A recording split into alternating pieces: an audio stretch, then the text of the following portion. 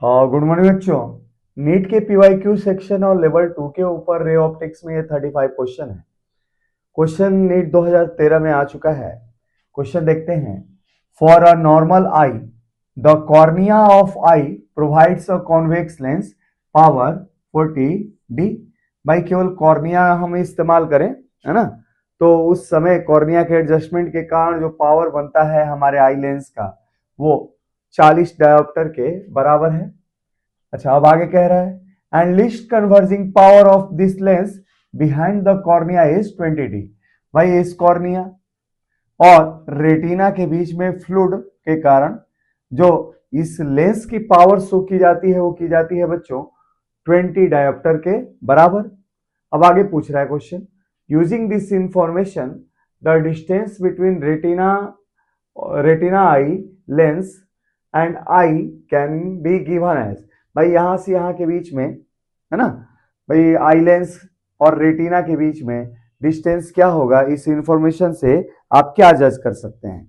तो देखते हैं बच्चों, और यहाँ पे उस डिस्टेंस के लिए आपकी वैल्यू बी यहाँ पे क्या है, सही है, अर्थात कि रेटिना और आईपीस आई लेंस के बीच में हमारे पास जो डिस्टेंस है वो 1.67 सेंटीमीटर है इस प्रकार के आई लेंस के कारण, है ना, के लिए।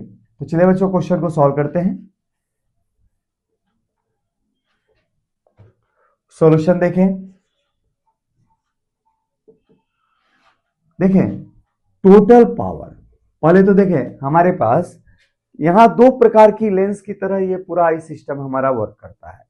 एक बार अगर कॉर्निया के एडजस्टमेंट के कारण हम लेंस का पावर लें तो 40 डायोप्टर है, और इस फ्लूइड को भी हम इंक्लूड करें तो हमारे पास अब जो लेंस का बिहेवियर हो जाता है 20 डायोप्टर के बराबर हो जाता है।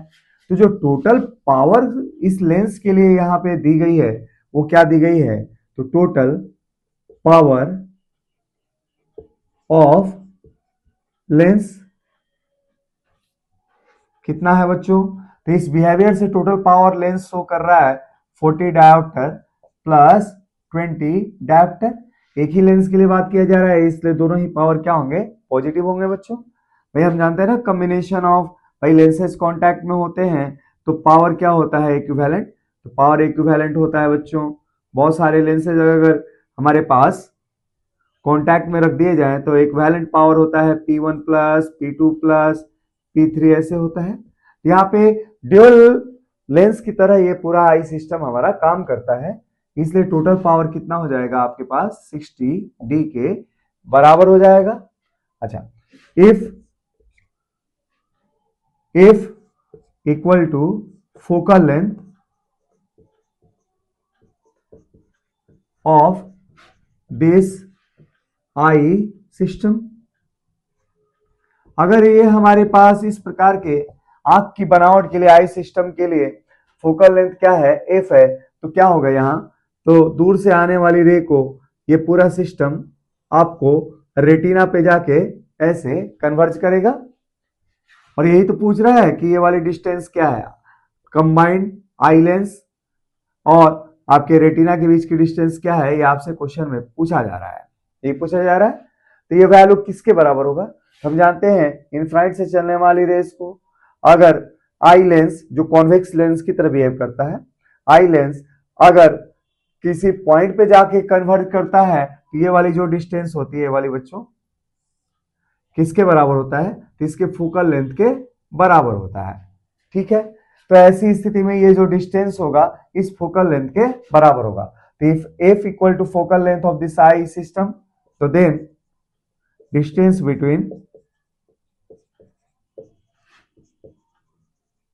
Retina and cornea